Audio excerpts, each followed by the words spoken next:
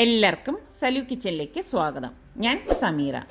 ഇന്നത്തെ ബ്രേക്ക്ഫാസ്റ്റിന് ഫുട്ബോൾ പോലത്തെ നല്ല ഒരു ബട്ടൂരയും പിന്നെ നല്ല തുള്ളിച്ചാടുന്ന സ്പെഷ്യൽ മസാല ചേർത്തുള്ള കടലക്കറിയാണ് തയ്യാറാക്കാൻ പോകുന്നത്. ഇത് രണ്ട് നല്ല കോമ്പിനേഷനാണ് കേട്ടോ. അപ്പം നമുക്കതെങ്ങനെയാണ് തയ്യാറാക്കുന്നതെന്ന് നോക്കിയാലോ. ഇന്നത്തെ നമ്മളുടെ 6 മണിക്കുള്ള പ്രഭാതമാണിത്. പ്രഭാതം എന്ന് പ്രത്യേകിച്ച് പറയാനൊന്നുമില്ല, ആകെ ഒരു ശാന്തമായിട്ടുള്ള പ്രഭാതമാണ് ഇന്നത്തേത്.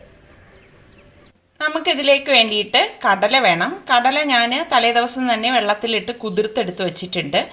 കുറഞ്ഞതൊരു 6 മണിക്കൂറെങ്കിലും നമ്മൾ ഇതുപോലെ വെള്ളത്തിലിട്ട് കുതിർത്തെടുത്ത് വെക്കണം. അപ്പോൾ ഇനി ഇതെങ്ങനെയാണ് തയ്യാറാക്കുന്നതെന്ന് നോക്കാം.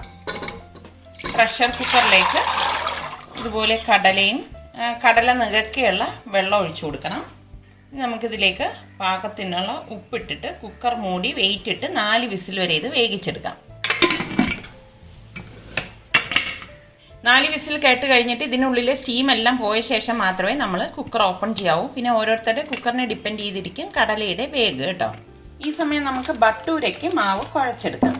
അപ്പോൾ വലിയ ഇതുപോലെ ഒരു പ്ലേറ്റ് എടുത്തിട്ട് ഇതിലേക്ക് ഞാൻ 3 കപ്പ് മൈദ മാവ് ഇട്ട് കൊടുക്കുകയാണ്.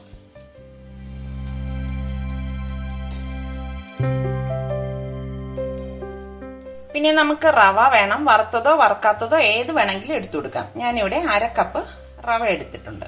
ഇനി നമുക്ക് ബേക്കിംഗ് സോഡയാണ് വേണ്ടത്. 1/4 ടീസ്പൂൺ ബേക്കിംഗ് സോഡ ഇട്ട് കൊടുക്കാം. ഇത്രയും മതിയാവും. ഇനി നമുക്ക് ബേക്കിംഗ് പൗഡർ വേണം. അതും ഒരു 1/4 ടീസ്പൂൺ ഇട്ട് കൊടുക്കാം. നമുക്ക് 1 ടേബിൾ സ്പൂൺ പഞ്ചസാരയും പാകത്തിനുള്ള ഉപ്പും ഇട്ട് ഇത് കൈകൊണ്ട് നന്നായിട്ടൊന്ന് മിക്സ് ചെയ്ത് കൊടുക്കാം. ഇനി നമുക്കിതിലേക്ക് 1/4 കപ്പ് തൈര് എടുത്തിട്ടുണ്ട്. ഈ തൈരും കൂടി ഇട്ടിട്ട് മിക്സ് ചെയ്ത് കൊടുക്കണം. തൈരും ചേർത്ത് മിക്സ് ചെയ്ത ശേഷമാണ് നമ്മൾ ഇതിലേക്ക് പാകത്തിനുള്ള വെള്ളം ഒഴിച്ച് കുഴച്ചെടുക്കുന്നത്. ഇതിലേക്ക് ഇനി 1 ടേബിൾ സ്പൂൺ ഓയിൽ ഇതുപോലെ ഒന്ന് ഒഴിച്ചു കൊടുക്കണം. ഇത്രയും മതിയാവും. എന്നിട്ട് എല്ലാം കൂട്ടിയിട്ട് വീണ്ടും ഒന്ന് മിക്സ് ചെയ്ത് കൊടുക്കാം. ഞാനിവിടെ 2 കപ്പ് വെള്ളമാണ് എടുത്തിരിക്കുന്നത്. ഇത് ഫുള്ളായിട്ട് ഒഴിക്കത്തില്ല, കുറേശ്ശെ ഒഴിച്ചിട്ട് ഇത് കുഴച്ച് കൊടുത്ത് നോക്കും കേട്ടോ. നമുക്ക് മനസ്സിലാവും എത്ര വെള്ളം വേണം എന്നുള്ളത്. ആദ്യമേ ഫുള്ളായിട്ട് എടുത്ത് ഒഴിച്ചു കൊടുക്കരുതേ. ഇതുപോലെ കുറേശ്ശെ ഒഴിച്ച് വേണം കുഴച്ചെടുക്കാൻ. നമ്മൾ ചപ്പാത്തിക്കൊക്കെ കുഴയ്ക്കുന്നതിൽ നിന്നും കുറച്ചൊരു കട്ടിക്കാണ് ഇത് കുഴച്ചെടുക്കുന്നത്. അപ്പോൾ വെള്ളം നമുക്ക് ഇത്രയും മതിയാവും കേട്ടോ. ഞാനിവിടെ 1 കപ്പോളം വെള്ളമേ ചേർത്തിട്ടുള്ളൂ. 2 കപ്പ് എടുത്തതിൽ കറക്റ്റ് 1 കപ്പ് വെള്ളമേ എടുത്തിട്ടുള്ളൂ. 1 കപ്പ് വെള്ളം ബാക്കി വന്നിട്ടുണ്ട്. അതുകൊണ്ട് നിങ്ങൾ ഒഴിക്കുമ്പം ഇതുപോലെ നോക്കി ഒഴിക്കണേ. ഇതൊക്കെ ഞാൻ ഒട്ടും അറിഞ്ഞുകൂടാത്തവർക്ക് വേണ്ടിയിട്ട് പറയുന്നതാണ് കേട്ടോ. അറിയാവുന്നവർക്ക് ഇതൊന്നും ബാധകമല്ല.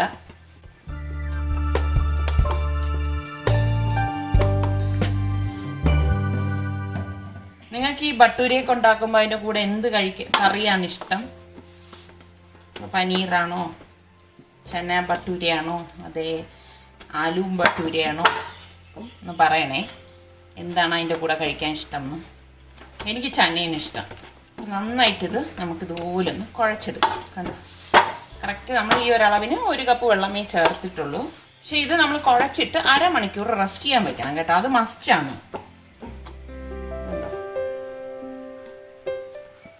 അപ്പം ഞാനിവിടെ കുഴച്ചെടുത്ത് വെച്ചിട്ടുണ്ട്. അപ്പം നമുക്കിനി ഇത് അടച്ച് 1/2 മണിക്കൂർ മാറ്റി വെക്കാം.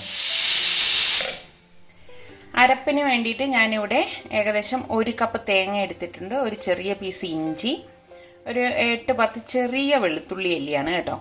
പിന്നെ 3 പച്ചമുളക്, കുറച്ച് മല്ലിയില. ഇത് ഇത്രയും കൂട്ടിയിട്ട് കുറച്ച് വെള്ളം ഒഴിച്ചൊന്ന് അരച്ചെടുക്കാം.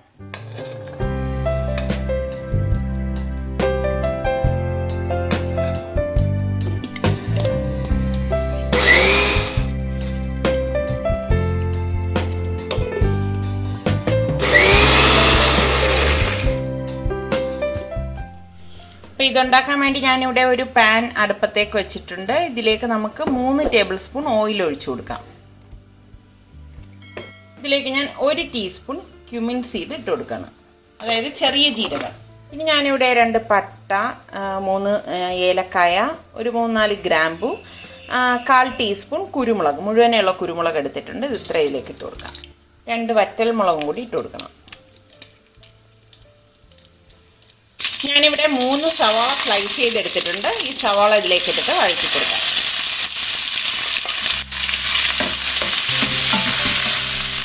ഇതൊന്ന് വഴണ്ട് വരുമ്പോഴേക്കും ഞാനിവിടെ 1 table spoon ginger garlic paste എടുത്തിട്ടുണ്ട്. അതും കൂടി ഇട്ടിട്ട് വഴറ്റി കൊടുക്കാം. ഇഞ്ചി വെളുത്തുള്ളി പേസ്റ്റ് ചേർത്ത ഉടനെ തന്നെ നമുക്കിതിലേക്ക് 1/4 ടീസ്പൂൺ കായപ്പൊടി ഇട്ട് കൊടുക്കാം.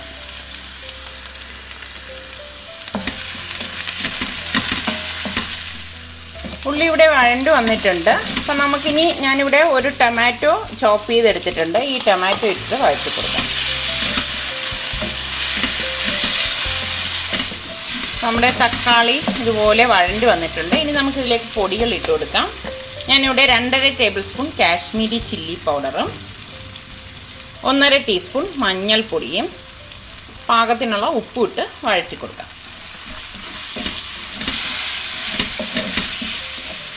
ഇനി നമുക്കിതിലേക്ക് ഈ അരച്ച് വെച്ചിരിക്കുന്ന അരപ്പിട്ടിട്ട് ഇളക്കി കൊടുക്കാം.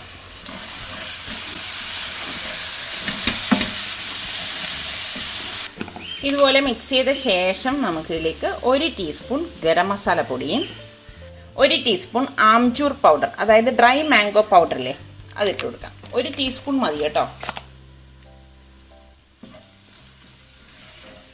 നന്നായിട്ടൊന്ന് വഴറ്റി കൊടുക്കാം.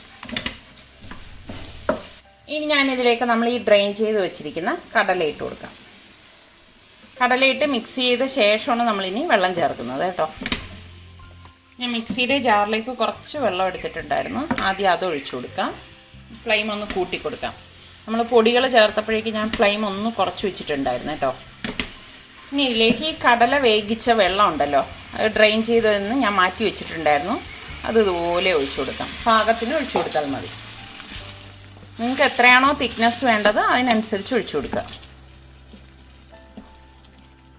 ഞാനിവിടെ ഏകദേശം 2 കപ്പോളം വെള്ളം ഒഴിച്ചിട്ടുണ്ടായിരുന്നു കേട്ടോ. നല്ല അടിപൊളി മണമാണ് വരുന്നത്. നല്ല സൂപ്പർ കടലക്കറിയാണ്. ബട്ടൂരയ്ക്ക് കറക്റ്റായിട്ടുള്ള ഒരു കടലക്കറിയാണിത്. അപ്പോൾ ട്രൈ ചെയ്യാത്തവർ ഈ രീതിയിൽ നിങ്ങളൊന്ന് ട്രൈ ചെയ്തിട്ട് എനിക്കിതിൻ്റെ ഒരു ഫീഡ്ബാക്ക് തരണേ. പിന്നെ നിങ്ങൾ കടലക്കറി ഈ രീതിയിൽ വെച്ചിട്ടുണ്ടോ, നിങ്ങൾ ഏത് രീതിയിലാണ് വെക്കുന്നതെന്നുകൂടി ഒന്ന് പറഞ്ഞേക്കണേ. അപ്പോൾ ഈ സമയത്ത് ഉപ്പൊക്കെ പാകത്തിനുണ്ടോ എന്ന് നോക്കണം. ഞാനിവിടെ ഉപ്പൊക്കെ നോക്കിയപ്പോഴേക്ക് കറക്റ്റായിട്ട് വന്നിട്ടുണ്ട്. ഞാൻ ബട്ടൂരയ്ക്ക് വേണ്ടിയിട്ട് ഇതേ ഒരു പാനിലേക്ക് ഫ്രൈ ചെയ്തെടുക്കാൻ പാകത്തിനുള്ള ഓയിൽ ഒഴിച്ചു കൊടുക്കുകയാണ്. അപ്പോൾ നമ്മളിത് കുഴച്ച് വെച്ചിട്ട് അരമണിക്കൂർ കഴിഞ്ഞിട്ടുണ്ട്. ഒന്നും കൂടി ഇതുപോലെ ഒന്ന് കുഴച്ചെടുക്കണം.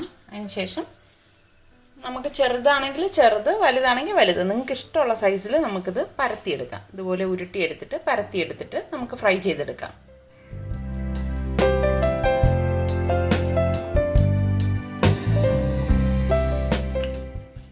നമുക്ക് ഇഷ്ടമുള്ള സൈസിൽ പരത്തിയെടുക്കാം. ഞാനൊരു മീഡിയം സൈസിലാണിത് പരത്തിയെടുക്കുന്നത്. ചൂടായ എണ്ണയിലേക്ക് നമുക്ക് ഈ മാവ് ഇട്ട് കൊടുക്കാം. ഫ്ലെയിം കുറച്ച് വെച്ചിട്ട് വേണം നമ്മൾ ഫ്രൈ ചെയ്തെടുക്കാൻ കേട്ടോ. ഒരുപാട് കുറഞ്ഞു കൊണ്ട. ഒരു സൈഡ് ഇതുപോലെ പൊങ്ങി വന്ന ഉടൻ മറിച്ചിടണ്ട.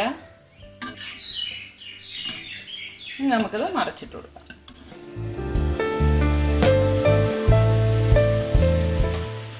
ശരിക്കും ഇതൊക്കെ ഇങ്ങനെ ഓയിലിൽ മുങ്ങിക്കിടന്ന് ഫ്രൈ ചെയ്തെടുക്കുന്നതാണ് കേട്ടോ. അപ്പോൾ നമ്മൾ വീട്ടിലൊക്കെ ആകുമ്പോൾ നമുക്ക് ഇങ്ങനെ ഇത്ര വലിയൊരു ബട്ടൂരയ്ക്ക് വേണ്ടിയിട്ട് ഇത് ഫുൾ ഓയിലൊന്നും എടുത്ത് നമുക്ക് കളിക്കാൻ പറ്റത്തില്ലല്ലോ. അപ്പോൾ നമ്മളുടെ ഈ ബട്ടൂര ഇവിടെ റെഡി ആയിട്ടുണ്ട്. ഇതൊട്ട് ഓയിൽ കുടിക്കുക ഒന്നും ചെയ്യത്തില്ല കേട്ടോ. ഇരിക്കുന്ന മാവെല്ലാം നമുക്ക് ഇതുപോലെ തന്നെ ഇട്ട് ഫ്രൈ ചെയ്തെടുക്കാം.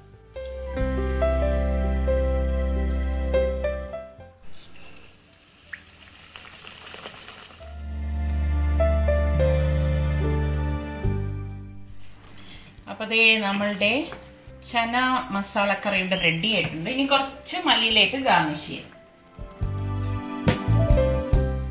ഇത് നല്ല ചൂട് ബട്ടൂരയുടെ കൂടെ കഴിക്കാൻ നല്ല അടിപൊളി ടേസ്റ്റാണ് കേട്ടോ. അപ്പോൾ ട്രൈ ചെയ്ത് നോക്കിയിട്ട് എനിക്ക് ഫീഡ്ബാക്ക് തരണേ. അപ്പോൾ നമ്മളുടെ ഇന്നത്തെ സ്പെഷ്യൽ കടല മസാലക്കറിയും ബട്ടൂരയും നിങ്ങൾക്ക് എല്ലാവർക്കും ഇഷ്ടമായെന്ന് വിശ്വസിക്കുന്നു. അപ്പം നിങ്ങളെല്ലാവരും ട്രൈ ചെയ്ത് നോക്കണം കേട്ടോ. അപ്പം നമ്മളുടെ സലു കിച്ചൻ ഇനിയും സബ്സ്ക്രൈബ് ചെയ്യാത്തവരുണ്ടെങ്കിൽ ഈസി റെസിപ്പികൾക്കായി സലു കിച്ചൻ സബ്സ്ക്രൈബ് ചെയ്യാനും ലിങ്ക് നിങ്ങളുടെ കൂട്ടുകാർക്കൊക്കെ ഷെയർ ചെയ്യാനും മറന്നു വരുതേ. അടുത്തിനി നമുക്ക് നല്ല റെസിപ്പിയുമായി വരുന്നത് വരെ എല്ലാവർക്കും ബൈ.